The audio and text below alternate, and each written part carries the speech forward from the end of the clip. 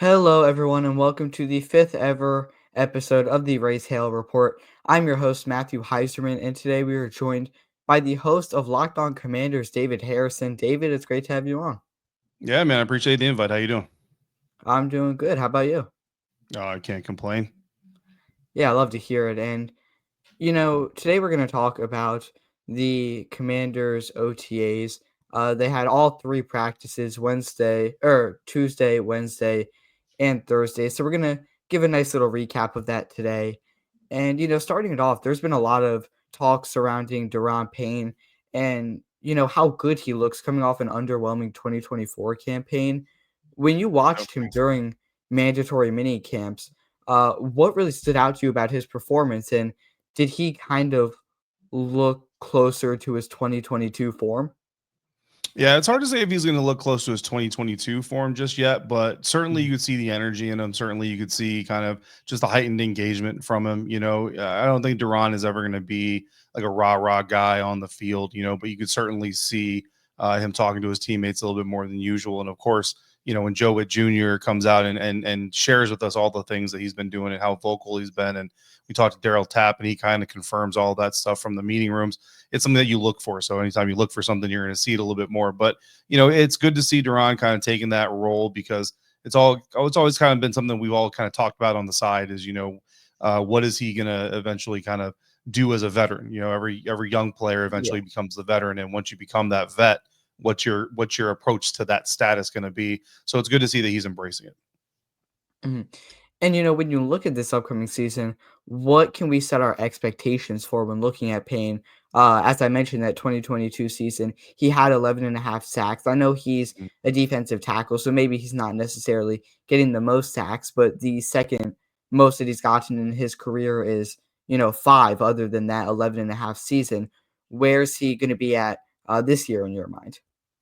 Yeah, I mean, I think that you want to obviously see him get close to double digit sacks. If you can, even as an interior defensive lineman, that's kind of the goal I think for every Mhm. defensive lineman, whether you're an edge player, or you're on the inside. But I think that this year's pass rushes and even the run defense is going to try to rely a little bit more on guys on the front line, guys with their hand in the Mhm. dirt, just kind of holding their points of attack and holding their gaps and filling their spots and really just making sure that the first things first is let's not let the offensive line execute their blocking plan. And I think the second level defenders are going to be kind of the stars of the Mhm. rush plan, right? So, and if when you operate in a defense like that, clearly your frontline guys who are asked to take on double teams and do those types of things are not going to get the sexiest stats in the world. So it's going to be Mhm. important when you're watching Deron Payne to not just look at the pressures and the hits and the sacks, but also look at the things that he does that free up other players to do other things because the team and the coaches are going to look at those things. And when you talk to coaches about his season last year, they're happy with a lot of the things he did to free up other players to make plays. And that kind of explains why there's so much outside conversation about him, potentially being moved or potentially, being at risk to be the next, quote unquote Ron Rivera guy to leave the roster. But the coaching staff is ranting and raving about him. Absolutely. And on Wednesday, Noah Brown was carted off the field after suffering an injury during a Mhm. 7-on-7 drill. We don't have very much information regarding the injury itself right now, but how do you see that impacting the rest of the wide receiver core going forward? Yeah, I mean, I think if you have to look at it for a silver lining just for the group, you're Mhm. happy that Luke McCaffrey legitimately seems to be taking a step forward. Like that is Yeah. something that from this portion of the offseason you can look at and you can see him running with more confidence, running a little bit smoother routes, and you can see that there's not this thought process. It's kind of he understands what he's going to do, how he's going to attack things, and he's creating separation. Mhm.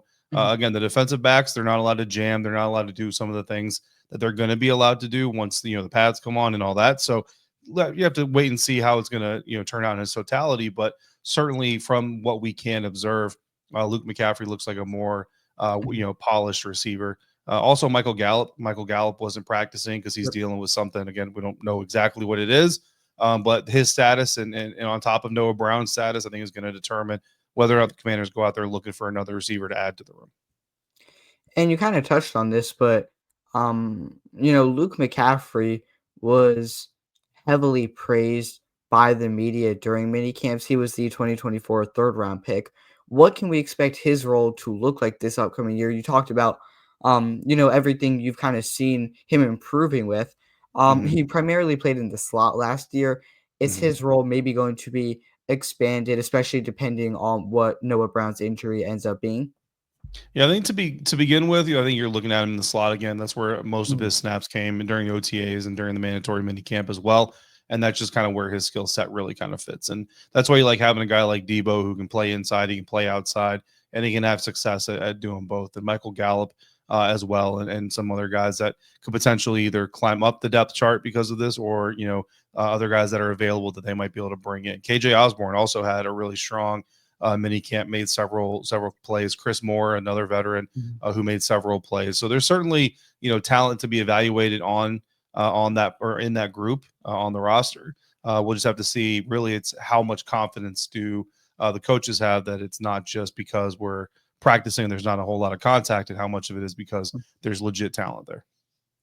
And, sticking with the wide receiver room, a few months ago, Washington traded for Debo Samuel from the 49ers. I know there's Mhm. been a lot of, comments about some videos from mini camps. I know a lot of that stuff is obviously a bunch of BS, but, what were your thoughts on Samuel over the past few days as an actual reporter covering the team? And did it look like he was starting to gel with the rest of the offense? Yeah, Debo looks fine. Mhm. I'll just tell you, there's nothing to worry Right, about with Debo right. Samuel. I mean, when the players come off the field, like they literally walk up a sidewalk path right past all of us. Like we see every Mhm, single player when they mhm, walk off the field. And trust me, when you're gassed from an NFL practice, you can't hide it. And he's not gassed. He's coming up, mhm. laughing and joking with his teammates and hanging out and participating in some of the social media videos that the team does. Like there's no conditioning problem. There's no speed problem. Like he's Dan Quinn even said, on Thursday in his post practice press conference that Debo's speed is something that has stood out. And I remember the Mhm. very first OTA practice we watched, very first rep of 7-on-7, Debo Samuel runs a deep route and Jaden Daniels tries to target him, getting past Jonathan Jones. So if Debo Samuel is slow and out of shape, then so is Jonathan Jones. And I promise you that Jonathan Jones is not slow and out of Yeah, shape.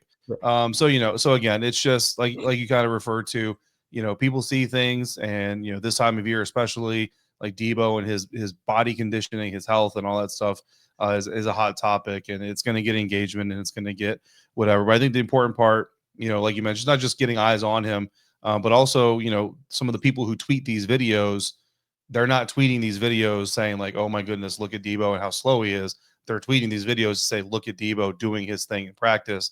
So when the person who sends the video is doing it under a positive, spotlight, then the people who are watching it in 2D on their cell phones most likely, everybody's gonna have their opinion, but the Mhm. closer you get to the actual source, I think the better off you're going to be trusting what the opinion is. And I think the original video that kind of blew up was from, Scott Abraham, who was Yeah, it was from Scott. obviously, yeah, talking positively Yeah. about Debo and, how he looked out there. And then Zach Ertz is another guy who looked amazing this week, specifically on day 1 of mini camps. He was, targeted a lot by Jaden Daniels. What does that mean for Ben Sinnott going forward after not getting much of a role his rookie season? Yeah, I mean Ben Sinnott's situation is the same as it was his rookie year. Like there's Mhm, reps that everybody wants, and there's reps that everybody needs and everybody deserves. But at the end of the day, the team is going to do what's best for the team. And when you have a connection like Jaden and Zach do, you can't ignore it, and you can't take it off the field, and you mhm, can't yeah, you can't go out there and try to say, well, maybe we can make it even better. We have $100, but maybe we can go get $101. Like, no, you're going to keep that $100, and you're gonna roll forward with it, and that's what Zach Ertz and Jaden are. And yeah, man, from the first moment they stepped on the practice field, it's like we were back in 2024. It's like they never miss a stride. yeah, There's no rust there. There's no disconnect mhm, there, and it's great to see. And Zach still looks healthy, still looks young, and he's still doing his thing of when he's not on the field during 11-on-11s or sevens, he's on the side doing his own thing and working out and working with tight ends coach David Rye or the trainers, and like you know and I will say this as well. I know a lot of fans are really anxious to see Ben Sinnott in full action. I am too. I'm really excited to see Ben Sinnott when he just gets fully unleashed. His tight ends coach is really excited. He's really excited, but at the same time, they all also understand you're not taking Zach Ertz off the field unless you absolutely mhm, have to. So if his role gets expanded this year, it'll be a little bit different. It won't be at the expense of Zach. It'll just be a different approach. Maybe using John and Ben in some situations where now you can give Zach a breather because he's not exactly going to be accentuated in that Mhm. situation. But trust me, Ben is having a blast, and he's perfectly happy with what the Commanders are asking him to do right now. Yeah, 100%. And, last season, Marshawn Lattimore was dealing with a hamstring injury that prevented him from, I guess, making the impact that the Commanders were probably looking for. He didn't look too good towards the end of the season, to say the least. Just watching him on the field, did it look like he was 100% out there? Yeah, he's definitely moving a lot easier, right? I think Mhm. that's kind of the best way to put it. And as an older person myself who's got some injuries to deal with, like there's just a way you move when you feel good, and there's a way you move when you Yep. don't feel 100%. And Marshawn certainly looks like he's feeling 100%. And I think going back to that trade last year, I think the Commanders hoped that maybe they could get him over that hamstring, and maybe they could get Pro Bowl caliber cornerback play out of him. But the plan was really to get that this year. I think that's really Mhm. internally. I remember Adam Peters kind of saying as much, and so on and so forth. So I think this is the season. Like if people want to know if this trade is going to be successful or not, this is really the year that they're planning on making it happen. So we'll see what happens. But yeah, if he can stay healthy, I don't have any concerns about Marshawn Lattimore returning to form. And then with Brandon Coleman entering his second season in the league, I guess where do you think he fits best on the depth charts? I know there's been a lot of questions surrounding the Commanders' offensive line because Hmm. you bring in Tunsil, you draft Connerly, and then the Cosme entry opens up that right guard position. Maybe you want to fit in Nick Allegretti somewhere. Where's the best fit for Brandon Coleman throughout all of that? Yeah, I think Brandon's going to be your left guard. I think he's going to be your Mhm. starting left guard. That's where he's been playing the most. I think training camp, that's where he'll be. And I think eventually he'll just kind of lock down that position. Nick Allegretti is going to move over to the right guard spot, just from my observations and what I believe is Mhm. going to happen. And then, we'll see what happens with Sam. If and when he can return, there's a possibility there that he doesn't return this season. Certainly, I think everybody Mhm. hopes that he does and can. And I would anticipate that whenever that time comes for him to return, that in the first couple of games, 2-3 games that he's active for, you might see a little bit of a rotational piece. Nick will get some reps, Sam will get some reps, and at the end of the day, you're going to have really good depth no matter where you are, because if everything goes, I guess to perfect plan, eventually Josh Connerly Jr. will be your starting right tackle. Sam Cosme will be back in right guard, and you're going to have Andrew Wiley, Trent Scott, and Nick Allegretti coming off the bench as your main backups. That's the kind of offensive line depth that teams would absolutely love to have. Mhm. And then I think I saw that, I saw this in a tweet, I don't know, um, if it was correct or not. Was Sam Cosmi getting any work done out there? No, no, Sam's not doing Okay. any work with the team. I mean, he's in the Yeah. facility. Like we saw him. Yep. He didn't do anything on the record or anything, but yeah, like we saw Sam during the Yeah. Yeah. OTA period. He's in good spirits, and he's Mhm. looking pretty good. One of the concerns with big guys like that is he's got to stay big. So like, how do you work out and how do you maintain your muscle mass and do all those things while you're trying to rehab a lower body injury? And Mhm. I actually saw him, and I definitely reminded him of the Yeah. conversation we had about that shortly after he was injured, and I told him he seems to be doing a pretty good job. Like whatever it is they're doing seems to be working out because he's still Yeah. a massive human being. So yeah, so he's there at the team facility, like he's rehabbing and Mhm. working his way back, but no, he's not going to be doing any work with the team. And then another player that Dan Quinn heavily praised on day 3 of mini camps was running back Chris Rodriguez. It kind of feels like in the past, the Commanders haven't felt the biggest need to permanently have Rodriguez on the team. I think from a fan aspect, we really like him. When Hmm. he was brought up, I know he was like constantly being brought up from the practice squad, sent back down, brought up. When he was brought up, he did his role really well, especially when we saw some injuries throughout the rest of the running back room. Do you expect him to earn a spot in Washington's extremely crowded running back room in 2025, especially considering now they also bring in Ja'Cory Krosky-Merritt, in the 7th Hmm. round?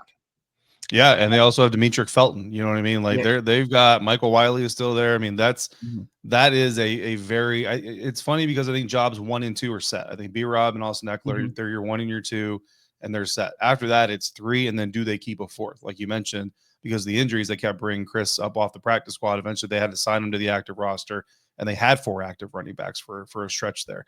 So did they just go with 4, just kind of learning from last year and say, well, let's just hedge our bets and keep 4 running backs on the active roster, or do we try to stash some of these dudes on the practice squad? It's going to be very interesting. I think the thing that kind of holds Chris back a little bit in the eyes of this coaching staff is versatility. He's not viewed as the greatest, pass catching running back.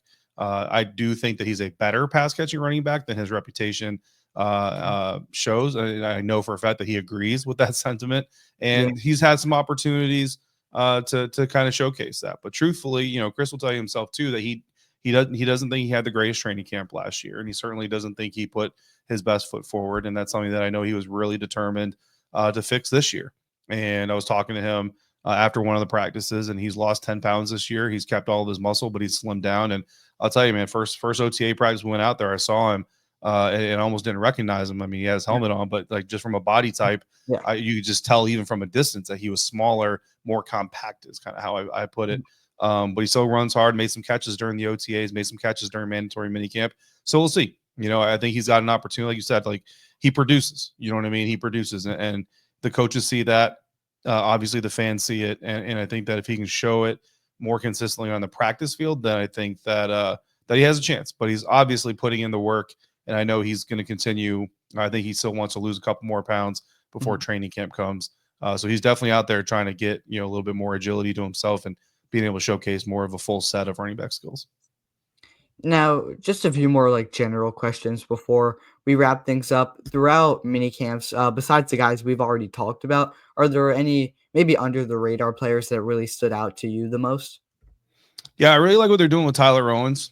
Tyler is a guy that really kind of jumped off the field early for me last year as an undrafted rookie, and they're moving him around a lot. They're working him in the slot. They're working him obviously as a safety, both in coverage and in the box, doing all those kinds of things. I don't think he's 100% comfortable in the slot yet. Like when you watch him, we talk about that kind of like easy flow with Marshawn Lattimore. Like when Tyler gets in the slot, it kind of becomes a little bit more labored, and you kind of tell there's a little bit of uncomfortability there. But it's not something that he's really been asked to do a whole lot of. So the more he does it, the more comfortable he gets with it. I think that's something that he can do. And honestly, like it's a storyline that's coming out of the mini camp that I'm just really excited to see what happens in training camp, because Jeremy Reeves, Joe Witt Jr. saying they need to find a way to get him on defense more because he just goes out there and makes plays. Joe Witt Jr. is not the kind of guy to come out and say stuff like that if he doesn't mean it. So they're going to find a way to get Jeremy Reeves involved in the defense more. We already know he's a great special teams player, great teammate, great inspiration, all that stuff. But he's a safety, right? I've had a lot of conversations with him where he kind of hates when people, not hates, but it kind of bugs him a little bit when people say, "Oh, special teams player Jeremy Reeves." No, he's a safety who plays on special teams. So I know he's going to really appreciate the opportunity to showcase his safety skills, because that's what he is before anything else. So I'm really looking forward to seeing how they start to fold him into that mix. And then, obviously Owens is an undrafted free agent. When you look at this year's undrafted free agents, which one would you say proved themselves the most during mini camps? Proved themselves the most. You probably go cornerback Carlin Vigors. He actually had an interception there on the last day too to help close out the mandatory mini camp. He did pretty well. Was sticky in coverage. Was there for a lot of plays.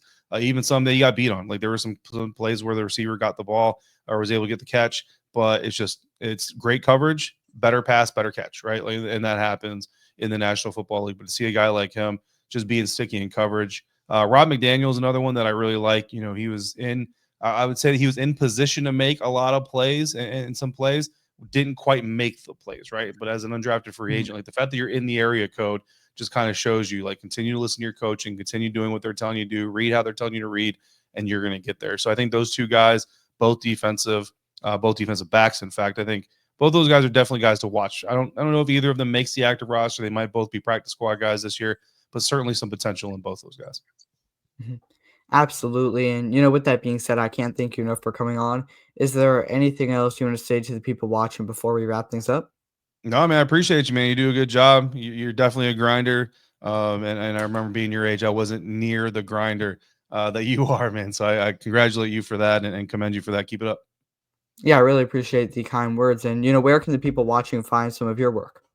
Yeah, so Locked On Commanders 5 days a week. You can find that on YouTube or audio anywhere you get podcasts. And then I write for WSA9.com locally in the DMV, and then writing also for the On SI site, CommanderGameDay.com.